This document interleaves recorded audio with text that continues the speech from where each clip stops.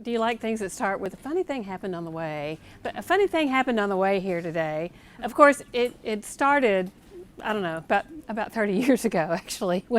But and that's how I got to be here in customer experience. But I was reminded of it particularly because as I was driving from my home here in Dallas, down here, about a block away, is a place called Dow Park. And it's a parking garage that's exactly across the street from Neiman Marcus. And it's kind of known because it's been around forever, and it's got this crazy spiral in the middle. And at the end of the day, you're taking your life in your hands, kind of spiraling back on down. And as I was coming, trying to think, where do I park and where's the closest one, I realized I was in very familiar territory because I was an intern at Texas Christian University in Fort Worth, Texas, these many years ago when I was selected to do an internship at Neiman Marcus across the street. And so all these years later, I'm back parking right where I used to park every day at Neiman Marcus to walk down the block to talk about pretty much everything I learned there, kind of going back to, everything you learned in kindergarten you used, but that really is where a lot of what, of anything of value, I would have to share with you today. So it kind of looks like I got kicked out of TCU, but actually I landed here on the road to my career, and I wanted to just give a little framing before we talk about the customer journey to talk about my career journey, and I wonder if it doesn't reflect some of yours as well, being that customer experience is a relatively new profession. So I found myself on the road to my own career. I did find myself in a role at Neiman Marcus and literally growing up there in store management and human resources and understanding the value of not only the product, but the experience the customer had, and it had been founded on that. So replicating that elsewhere became a challenge, yet it was appealing to a lot of companies, like Citibank said, can you come help us figure out how to do that? And this was years ago when they saw the train coming. And then another company that does data integration for both Citibank and Neiman said, hey, can you come work in our retail vertical and help us figure out how to do data so our customers know better how to match up what they're doing. And Zale Corporation said, we've got to separate our 6 jewelry brands, Zale and Bailey Banks and Biddle and Gordon's and Peoples and Mappins in Canada. And we don't know how to do business differently with the customers, but we think we need to train our associates differently.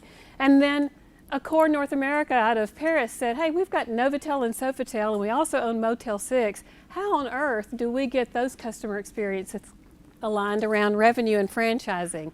And oh, by the way, can you come consult at ADT for about a year on how they integrate it because other people are getting into their space like AT&T? And then after that, Southwest Airlines said, wow, the Wright Amendment has been, has come down, and we've got to figure out how to create customer experience very differently. How do we load planes differently? How do we handle all of this big change? Help us figure that out.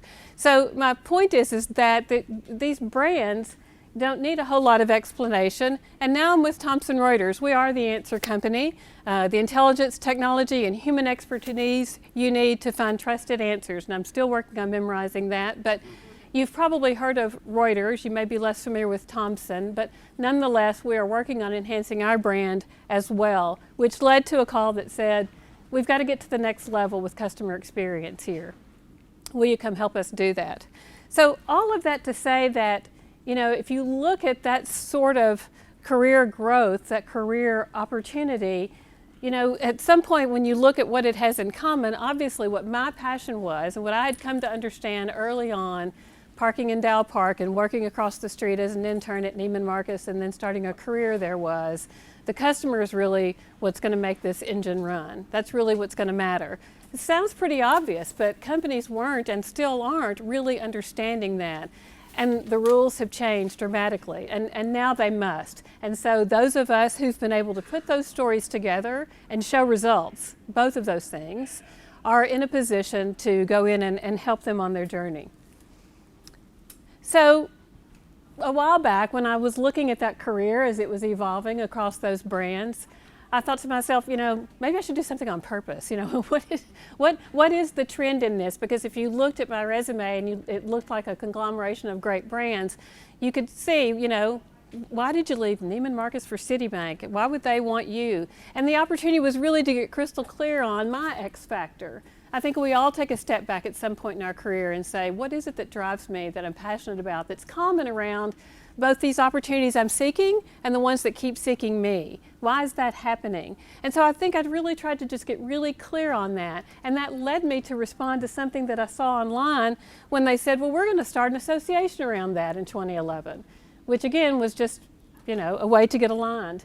And so I put myself on a plane to Boston and was willing to walk into the Palmer Hotel, not knowing anybody there. I met Jeannie there, I think, 5 years ago. And I'm a proud founding member of the CXPA.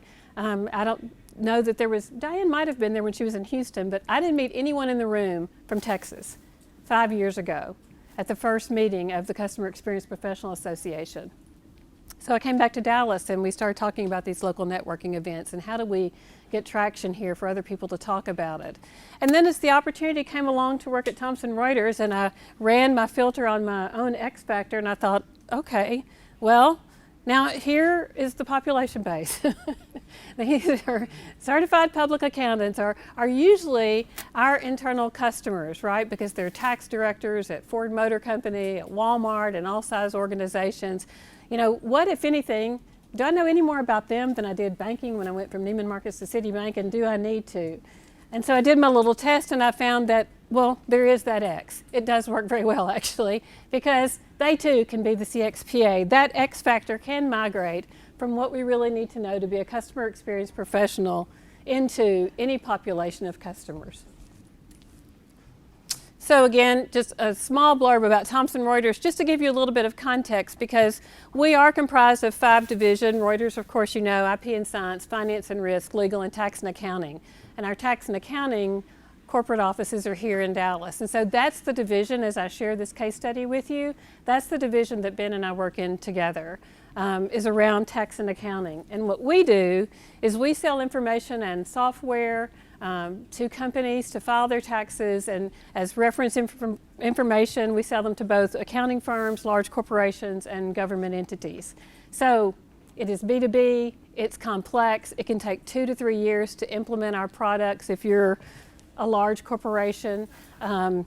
It can be, desktop if you're a smaller accounting firm, and you might just use our information, our knowledge solutions products, in which case you may have more than one product with us. So it gets a little sticky sometimes figuring out who is our customer. So I thought I would take you back to where I came into this journey and explain to you that we have a central marketing group, and we also have these 4 business units, 3 that sell software and 1 that sells reference information. And then we have 2 regions in EMEA and ANZ. So one of the things that was encouraging to me as I came on board was I think they set up the infrastructure correctly. They have customer experience teams within each of these business units. So the work stream gets done in the business. The accountability is in the business, right? So a senior leader of sales or operations co-leads with the head of marketing, and that's the group I sit in. I sit in marketing.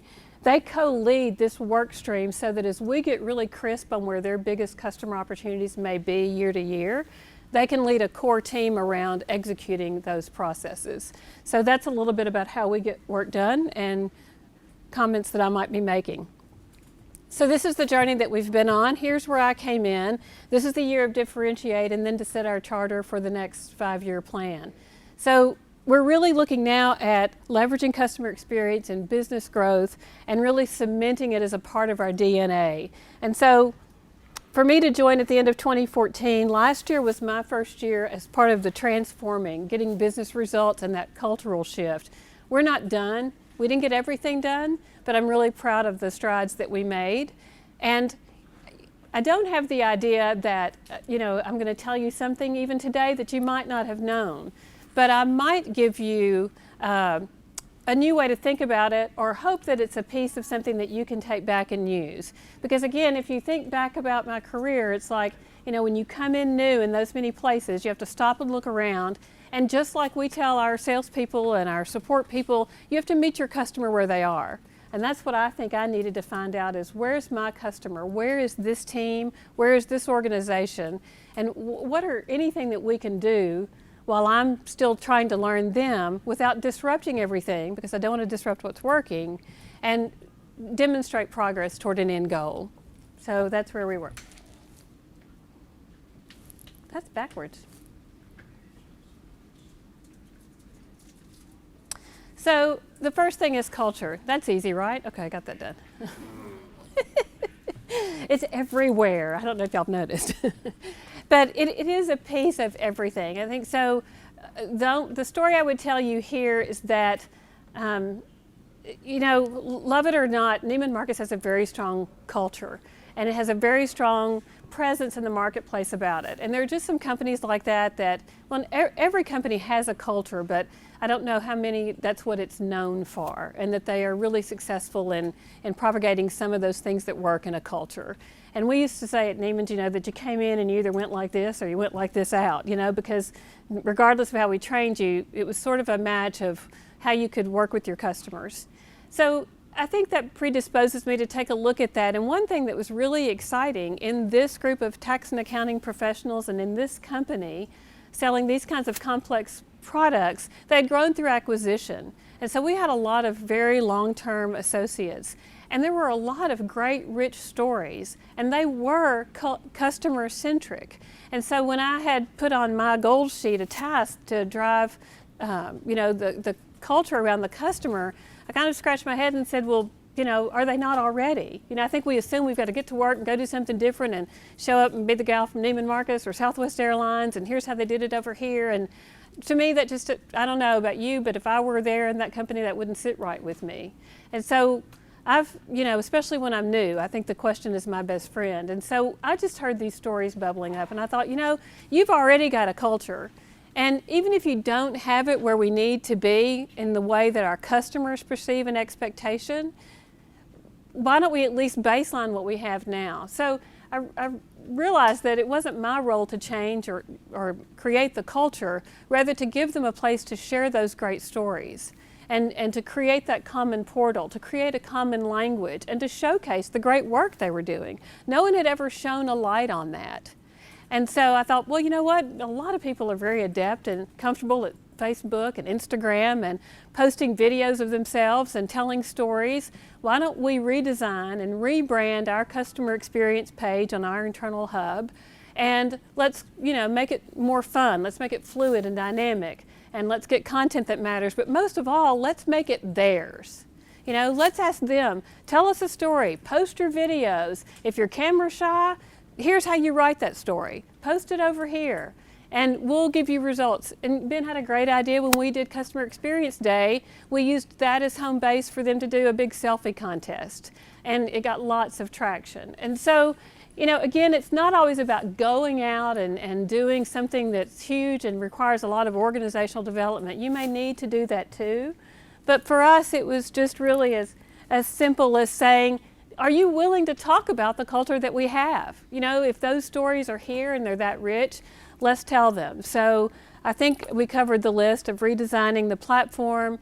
We wanted to make it familiar, accessible. We wanted to make it for them, the one-to-many storytelling. We all know the most powerful form of training is a common language. And then we improved and aggregated the content there so we could really use it.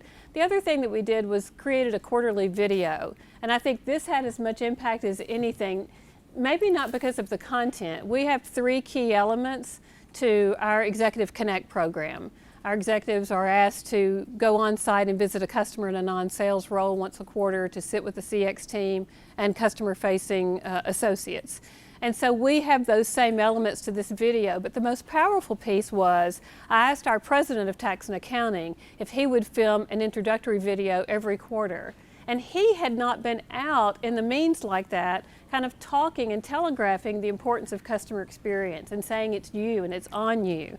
And the good news is that I have never written a script for him to tape for that live video that he's not read verbatim. So again, I appreciate the trust, but it's not typical for him to say, and thanks to you, we're changing the way we do business with our customers, and it's about you, and here's the names of the people that won these awards last month, and things like that to really personalize it. And this whole video, that quarterly video, is no longer than 3 minutes every quarter, because it just can't be. And that's where we feature some of the people who've submitted these videos. We pick the best of those as a best practice, and then we feature them from each of the lines of business in those 3 segments. So again, Today I feel like, what I'm sharing with you is just something that may be tips and tricks in terms of identifying where you are with your customer, other than kind of the conversation, the noise, the vehicle it's become. The only thing I can tell you that we used to measure this particular X was a 22% increase in our average views. So we know at least something was on there giving them more interest and getting that conversation started. We're not done. There's a tremendous amount of opportunity that Ben and I see, particularly this year, to take this to the next level. People are time poor, so we don't want to dump a lot more content into it, but how it really aligns directly with their work and with the work of their CX teams, there are opportunities there. So I thought I would just show you, we actually had a credit with an ad agency, and so I used that credit that I inherited and then a little bit more money, and they designed these templates for us, and that the video production crew for one of the business units, not even in my group, just takes iPhone video. They tape the president, the rest are all shot on their iPhone, and then they just build them into this template. But you can see we've named it CX Moves, and that's become, the internal branding of customer experience, because you have to have a CX move. And so we have this call to action each time, show us your CX move. And people will, show us that and talk about my CX move is. So we continue that branding, and it's interpreted in how they build the relationships with the customers. So they just go through this scripting, this is what leads them into each one, and then at the end, what is your CX move? So I intentionally misspelled experience just for the sake of fun. Thank you. I dropped the E. A lot of people do, CXPA. So obviously it's experience. We've talked about this. I sit in marketing, and with a lot of really good reason. People who are gold on acquisition want to be able to convince our customers they need what we're selling, and that's very, very fair. And Ben and I are over here in the corner waving the retention flag going, they really want that? Going to some of the questions that Bruce asked earlier. So I think what we realized is that we were part of an enterprise survey that we conducted twice a year, but we did not know what our customers wanted to experience. And so we got about finding that out. We do have that customer satisfaction campaign. Again, it's a Thomson Reuters survey, of which we are one of those divisions surveying. It wasn't even ours. But I don't know if you've had a chance to look at this, but the first thing I thought was, and again, I did have to dial this back to pretty simple, it was not an engagement tool. It was marketing material we were sending to customers, thousands and thousands of them, twice a year. And no one had kind of stepped back and said, hello? It's a marketing campaign. It's should they take it or should they engage with us? And so that was something that really drove me to say we need to rethink about what this invitation even looks like. So all I had to do, I live in marketing. I walked down the hall and got Marcom involved. We had different graphics. We wrote the text, but they helped us rethink how that should be introduced. And we changed the conversation to be, I'd like to do almost anything before I'd say, can you tell us how we can do something better? It's just not their job. I keep thinking about my customers sitting at work. They just went to lunch, let's say. They, maybe went to Chili's. They were handed a survey on their way out. They ran an errand at Macy's. They got a survey when they left there. They came back to work. They opened their email box, and here's their vendor that they're paying money saying, can you stop what you're doing at work and tell me something? And so I dramatize that. That's real life. That's what's happening. I have to do these surveys, I want to do these surveys, I want their feedback, but there's other ways our customers are communicating with us. But if I'm going to come knocking on your email door, I want to at least be engaging. I want to at least make you feel like, what can we do to help you accomplish what you're trying to accomplish using our products? So we started thinking about language like that. What are you really trying to get done? And we set the best practices in place. We told them how long it would take. We told them what we intended to do with the information and that we'd hand it back to them. And I went off a high dive. And I said, we'd love for you to take the survey, but if you don't, here's my email address. Because I just didn't feel like I could come into this newly created title and hold it and say, but you can't talk to us. And so, you know what? I didn't get very many. I mean, I could have gotten thousands. It was a good experiment to do, but the ones I got mattered. And what's interesting is they actually came from the other divisions, where customers were doing cross-purchasing. So it makes for good insight when you find out. So we had not been sending thank yous when they completed a pretty basic thing. And again, now we actually send out a summary of what we're doing with their input. So we saw a 53% increase in our response rate by changing that invitation. We had a 40% increase in completes. And then we did see our overall satisfaction, likelihood to recommend, and likelihood to continue using all going up. The thing that's really encouraging in a retention-driven business like mine is the likelihood to continue using went up higher than anything else, went up 5%, and every bit of it came from the 9 and 10 box. So I feel a little bit better about who's talking to us and what they're telling us, and I feel like I invited them to engage with us instead of just, will you do something for us, like sending us a check isn't enough. That's what our invitation looks like. My picture's on it, it's my signature, we personalize it as much as possible. And then this is just a quick shot of what the follow-up looks like. Here's what you told us, here's what you like, and we actually, said, here's what you said we could do differently, here's how you said it, and we used some of their verbatim, and here's what we're doing about it. Again, trying to keep that engagement.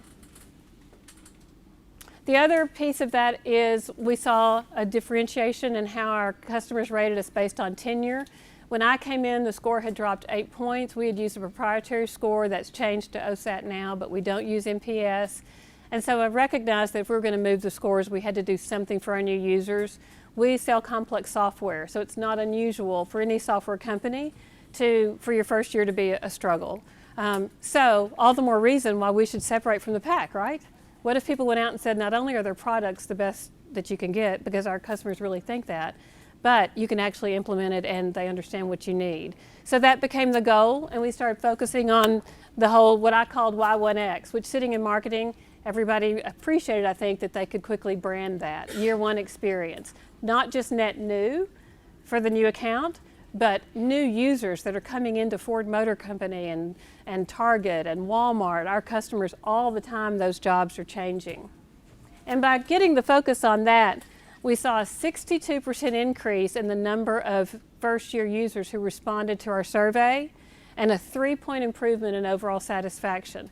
So we're closing that gap. That gap had been an average 14-point delta between customers who'd been with us 5 years and longer and our first customers who self-identified on the survey, I've been with you less than 12 months, and that gap is closing. And that's a gap we can continue to close with some really straightforward initiatives within the business units that we know will drive retention. I can't stay with you longer and be happier about it if I can't figure out how to use what I just bought from you, or what I walked in and inherited, rather, at my new job in my new company. Perspective is the next one. Oops, I went back. I want to go back, yeah. This is where we didn't, I want to go back. Research.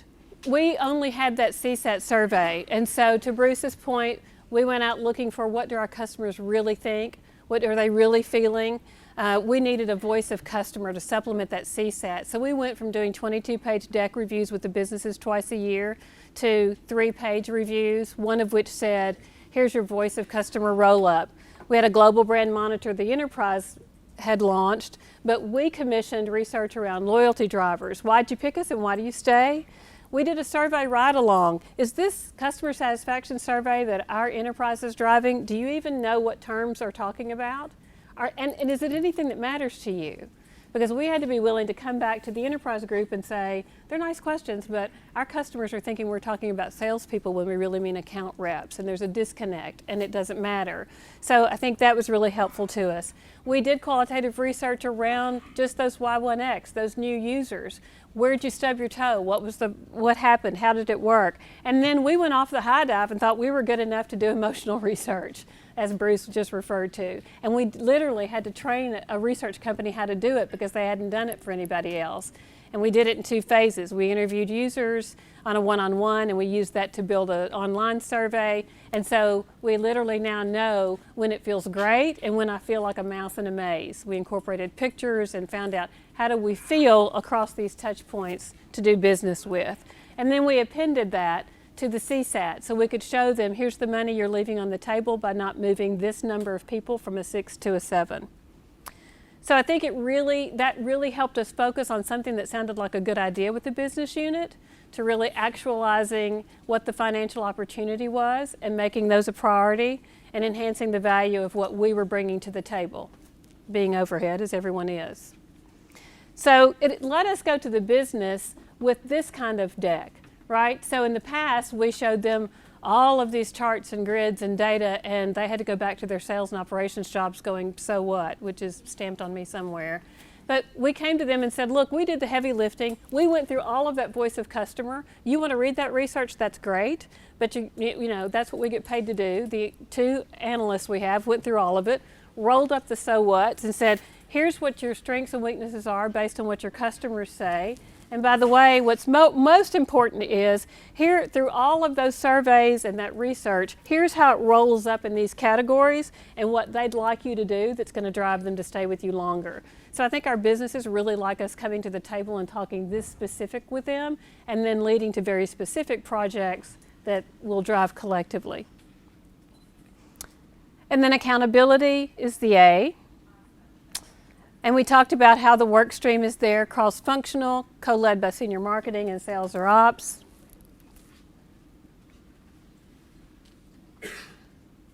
And so this is just a little bit about our approach. Again, whether it's Y1X or another customer segmentation, we do have personas that we leverage. They may be one or multiple. We correlate that with the research, the survey data to understand the account value. And then, for example, we can come and say, based on this persona and what we know and how they've answered this, here's your biggest financial opportunities if you show up this way. Are you willing to change the way you write the material and use this customer verbatims to use their perspective to hit these numbers? And so I can tell you, not leading customer experience teams and all those other jobs, leading operations, human resources, training, marketing, other jobs, I think that's what's key. That's the takeaway is when you're meeting your customers where you are, you do need to do emotional research. You do need to do all of that other, but you need to bring it into a way into the meeting that's relatable to your customers. So what are they being reviewed on that you can drive to build that value? And so just a snappy little reminder here that these are what for me are the 4 X factors that are easy for me to remember regardless of what brand I walk into in any role to help change the way they do business with their customers. Thank you.